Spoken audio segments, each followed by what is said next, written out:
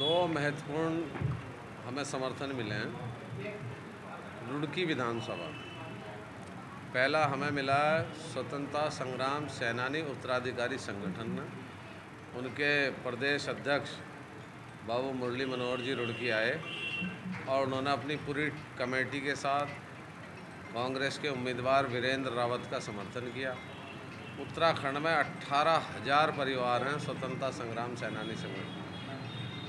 मैं मानता हूँ कि वो उस सोच के लोग हैं, उस खून के लोग हैं जो इस देश के लोकतंत्र को, इस देश के संविधान को बचाने के लिए अपने आप को आगे लाना चाहते हैं। और इसीलिए उन्होंने जो है कांग्रेस को समर्थन किया, क्योंकि उन्हें मालूम है कि कौन असली राष्ट्रवादी है और कौन फर्जी राष्ट्रवादी है। दूसरा समर्थन हमें रुड़की में मिला। बहुत अथक प्रयास से हमारे साथी सुलेमान, अफजाल, रिजवान भाई हमारे जो ब्लॉक कांग्रेस के अध्यक्ष हैं, और मेरे सबके प्रयास करने से पिछले विधानसभा चुनाव में बसपा के उम्मीदवार रहे हाजी तनवीर कुरैशी जी का। मैं मानता हूं कि इस लोकसभा के चुनाव में जब बसपा के बड़े बड़े जो चुनाव लड़े, जो बड़े बड़े पदाधिकारी रहे, वो सब लोग अगर कांग्रेस के साथ आज खड़े हैं तो निश्चित रूप से लोगों के मन में कांग्रेस के प्रति विश्वास है।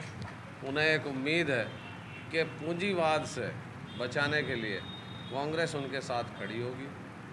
और इस देश का जो संविधान है वो इस देश की आत्मा है, तो आत्मा को बचाने के लिए तमाम लोग आए।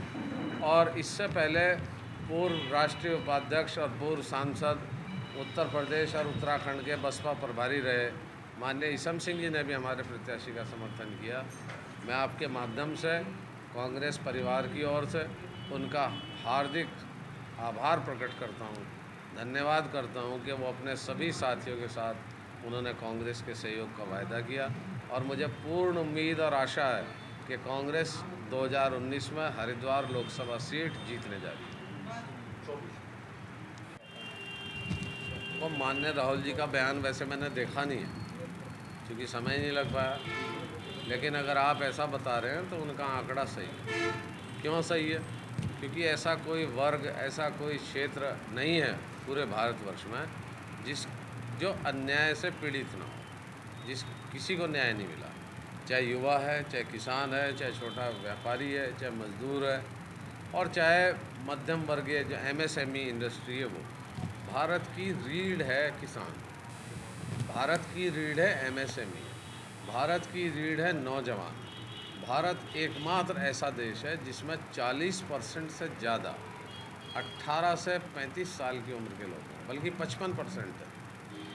आज ये जो वर्ग है ये नशे के द्वार पे क्यों खड़ा है, ये एक बड़ा महत्वपूर्ण सवाल है। क्योंकि उसे रोज़गार नहीं मिल रहा, उसे अपना कोई नौकरी नहीं मिल रही, वो बहुत पीड़ित, प्रताड़ित है। और चूँकि वो अपने काम में सफल नहीं हो पा रहा, तो इसलिए हताश, निराश होकर वो नशे की तरफ जा रहा है। किसकी जिम्मेदारी है? पिछले 7 सालों में उत्तराखंड की सरकार पे कर्ज दोगुना हो गया, नियुक्तियां नहीं हो पाई। ऐसा कोई पेपर नहीं है जो उत्तर प्रदेश, उत्तराखंड, हरियाणा में लीक ना हुआ हो। तो इन्होंने तो खिलवाड़ कर दिया युवाओं के साथ। एक और सबसे बड़ा सेटबैक मिल गया आर्मी में। आर्मी में जो लोग जाते थे उनकी एक बहुत सम्मान की नौकरी होती थी, अभी उन्हें अग्निवीर बना दिया। आप 4 साल नौकरी करेंगे, उसके बाद फिर आपका भविष्य दोबारा अधर में। जब मोदी जी को 15 साल चाहिए तो अग्निवीर जो देश की सुरक्षा में अपनी छाती लेके खड़ा है, उसे 4 साल क्यों चाहिए? जब एक IAS अधिकारी को, एक पटवारी को, एक लेखपाल को उसे 32, 30, 28 साल की नौकरी है, तो फिर फौज के जवान को क्यों है?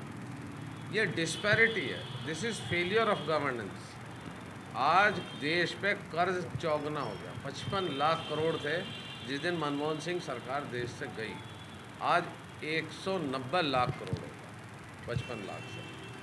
उत्तराखंड की जब सरकार 2017 में गई 44,870 करोड़ रुपया कर्ज था, आज 90,000 से ज़्यादा कर्ज है। क्यों है? GDP नहीं बढ़ी, इन्वेस्टमेंट नहीं बढ़ा, नौकरियां नहीं आई, कोई ग्रीन बोनस नहीं मिला। जो बीजेपी ने वायदे किए थे कि किसान की आमदनी करेंगे, वो नहीं हुआ। उत्तराखंड से पलायन नहीं रुका। ऐसे बहुत सारे मुद्दे हैं। उत्तराखंड में आप देखो किसान कितना दुखी है। पहाड़ी क्षेत्रों में जो पर्वतीय क्षेत्र हैं उनमें जंगली जानवरों से किसान दुखी है।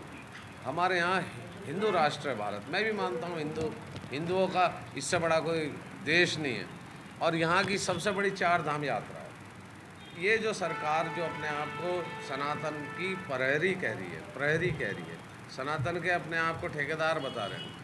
इनसे मैं आपके माध्यम से एक सवाल पूछना चाहता हूँ कि जिस यात्रा में करोड़ों लोग आते हों, उस यात्रा में इन्होंने कितने महिलाओं के लिए शौचालय बनाए, कितने इन्होंने वहाँ जो है पीने के पानी की व्यवस्था की, क्या इन्होंने सरकारी ट्रांसपोर्टेशन की व्यवस्था की। इनका सारा मामला जो है वो सिर्फ डिवाइड एंड रूल, धर्म, इस तरह का है। मैं मानता हूँ लोकतंत्र में कोई भी निर्वाचित सरकार हो, उसे मंदिर भी बना देना चाहिए अगर कहीं कोई ऐसी बात है। नेहरू जी ने बनाया था, ये भी बना रहे हैं। लेकिन सबसे ज़्यादा तो रोज़गार के मंदिरों की ज़रूरत है। 325 रुपये क्विंटल 2014 में गन्ने का रेट था, आज 365 है। कितना बढ़ा? 20% नहीं बढ़ा पाए। ये दोगुनी का वादा कर रहे थे। गेहूं का रेट 1700 था, आज 2200-2300 है। कितने परसेंट बढ़ा? और खाद का कट्टा 400 से 1800 का हो गया। मजदूरी 350 से 450 होगी। मजदूर भी दुखी है क्योंकि जो चीनी 30 रुपये किलो थी 50 होगी, पेट्रोल जो 70 था 100 हो गया, डीजल जो 55 था 90 हो गया, तेल जो है 50, 55, 60 रुपये जो लीटर था वो 200 तक चला गया खाने का तेल, अब आजकल 130 के करीब। दालें सारी दुगने रेट होगी। मजदूर पीड़ित हो गया, युवा पीड़ित हो गया, किसान पीड़ित हो गया। छोटा जब इन्होंने जीएसटी की जो पॉलिसी ये लाए, उस पॉलिसी में कोई क्लैरिटी नहीं थी। 500 रुपये तक का जो जूता है उस पर 5-6% है और 501 का होने पर 18% है। क्या गवर्नमेंट है? जीएसटी के बारे में बहुत सारी बातें हो सकती हैं। देखो ये हम नहीं कर रहे, हम हमारा जो कहना है उसमें 3 कारण। पहला कारण है कि इन्होंने सीआरपीसी को बदल दिया, इन्होंने आईपीसी को बदल दिया। देश की सर्वोच्च न्यायिक व्यवस्था ने कहा कि अगर आप चुनाव आयुक्त की नियुक्ति करते हैं तो उसमें प्रधानमंत्री, नेता विपक्ष और chief justice of supreme court of India रहेंगे। इन्होंने विपक्ष के 150 से ज़्यादा सांसदों को निलंबित किया और उस आदेश के खिलाफ ये संसद में बिल लाए, उसे पास किया। क्यों? ये क्यों नहीं चाहते पारदर्शिता हो? आखिर लोकतंत्र में गवर्नमेंट जो है जनता के लिए, जनता द्वारा चुनी गई है, जनता के लिए जवाबदेही है उसकी। गवर्नमेंट जो है इंडियन डेमोक्रेसी में गवर्नमेंट जो है for the people, by the people end of the people. तो उसमें क्यों नहीं है आप जो है, आपको न्यायपालिका पे विश्वास नहीं है? क्यों नहीं है भाई? ये सारे जो हैं मसले ऐसे सामने आ रहे हैं जिससे ये संभावना प्रबलतम है कि ये संविधान को बदलेंगे। क्यों बदलेंगे? क्योंकि संविधान निर्माण में इनका कोई रोल नहीं है। देश के स्वाधीनता आंदोलन में, स्वतंत्रता आंदोलन में इनका कोई रोल नहीं है। देश की तरक्की के लिए जो देश के बड़े महान नेता थे, modern architect of India Pandit Nehru, जिन्होंने 1961 में स्मार्ट सिटी बनाई, इसरो बनाया, बीएचएल बनाई, एम्स बनाया, आईआईएम बनाई, आईआईटी बनाई, तमाम संस्थान उन्होंने खड़े करे, सीएसआईआर करा, इसरो किया। उनकी जो सोच थी आज से समय बनाया, ऑर्डिनेंस बनाया, 36% पीएसयू इन्होंने बेच दिए। इनसे मैं पूछना चाहता हूँ, इन्होंने निर्माण क्या किया? क्या मंदिर से रोजगार मिल जाएगा? क्या ये डिवीज़न करके इन्हें मिल जाएगा? अगर इस देश का कोई सैनिक सीमा पर लड़ता है तो वो भारतीय सैनिक है।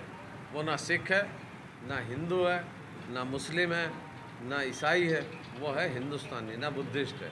वो भारतीय सेना के लिए लड़ता है। ये उसमें भी कर रहे हैं।